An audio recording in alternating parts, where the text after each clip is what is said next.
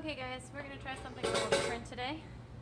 We are going to try having the demo on video so that you can see it multiple times if you need to. So for today, if you're rolling your slab, these are the things you're going to need. You should have gotten approval for your sketches, so you should have those. I'm going to have templates laid out for you. You should have one of those. I would recommend a fettling knife, a needle tool, and a smooth metal scraper. You're going to lay your clay out on the canvas. You're going to use the dark green roller bars.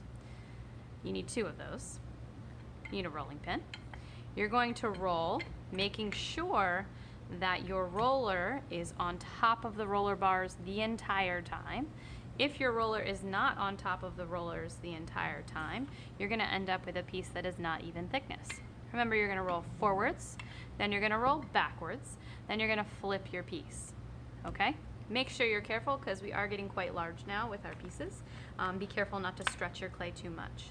All right, when you're finished rolling, you're going to take your scraper, make sure it's nice and clean, and you're going to smooth the surface of your clay.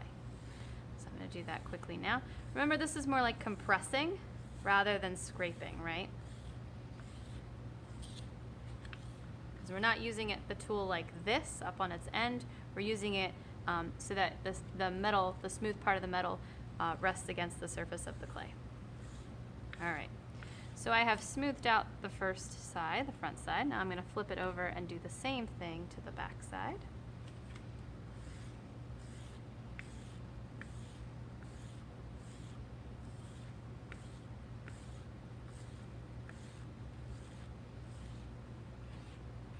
Now remember, when you're rolling, you want to use one of the canvas mats on your table, or you can use the wedging table, or you can use the table over by the AP students table, but you need to make sure you put a mat down.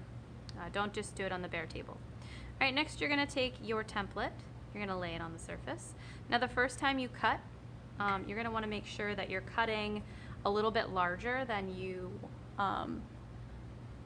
the template itself. So I'm going to use a needle tool because I find that that's a little bit easier for me. And I'm going to cut it just a bit larger than the template itself. So I'm leaving about a 1/2 inch around the outside. And that's because, and you can get rid of your roller bars now, you don't need those anymore. That's because when I trace onto the surface, it's going to mess with the shape of my piece a little bit. And so I want to have a nice square slab of clay, or rectangular slab of clay, when I am ready to build. So I want to make sure that those edges are really clean. All right, once I have it traced and cut, and I've got a nice smooth piece, I'm going to move it sideways. All right, and then I'm going to grab my design and I'm going to lay it on the surface. I'm going to smooth it out, and this is my chance to draw my design on the surface of the clay.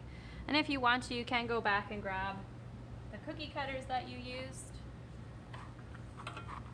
I used the teardrop shape